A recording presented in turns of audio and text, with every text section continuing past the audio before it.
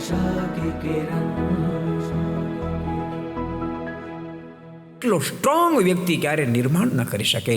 એકલા સ્ટ્રોંગ વ્યક્તિથી બધું વેર વિખેર થઈ જાય. એકલો મૃદુલ પણ ન ચલાવી શકે તો કોઈ સાંભળે જ નહીં એનું, તોય ન ચાલે. સ્ટ્રોંગમાં પ્રોબ્લેમ એ છે મૃદુલનું કોઈ સાંભળે નહીં. એકલો મૃદુલ વ્યક્તિ રહેતી કોઈ સાંભળે નહીં તો પરિણામ આવે જય સ્વામિનારાયણ. કોઈ સાંભળે જ નહીં પરિવારમાં. તમે કોઈ ધ્યાન જ ન દેતા હાલે કોઈ દાડો કેમ બોલતા નથી? ચાલે? ન ચાલે. એકલો મૃદુલ વ્યક્તિ રહે કોઈ જવાબ જ ન આપે, ન ચાલે. કોઈ સાંભળે જ નહીં, ન ચાલે.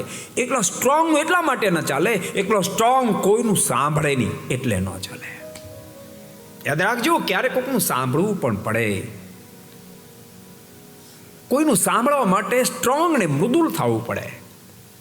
અને પોતાનું કોઈ સાંભળે એટલા માટે મૃદુલ ને ક્યારેક સ્ટ્રોંગ પણ થવું પડે. આ બે ગોળિયાની અંદર હોય એ જ પદ્ધતિસર બધું ચલાવી શકે. જો અત્યારે આપણા પ્રાઇમ મિનિસ્ટર સ્ટ્રોંગ એ ખૂબ છે અને મૃદુલ પણ એટલા જ છે. અત્યારે જે ઘટના હિન્દુસ્તાન પાકિસ્તાનની વચ્ચે સર્જાઈ રહી છે એમાં સ્ટ્રોંગ અને મૃદુલતા બેયના દર્શન છે. સમજાય છે તમને મારી વાત? જે ત્રાસવાદીઓએ નિર્દોષની હત્યા કરી, મોદી સાહેબના હૃદયમાં મૃદુલતા છે કે મારા દેશની નારીઓના સિંદૂર ભૂસાયા એ હું કેમ સહન કરી શકું? હૃદયમાં કરુણા પ્રગટી એ મૃદુલતા છે. અને હવે એના ભૂકા કાઢી નાખવા પડે એની સ્ટ્રોંગતા છે.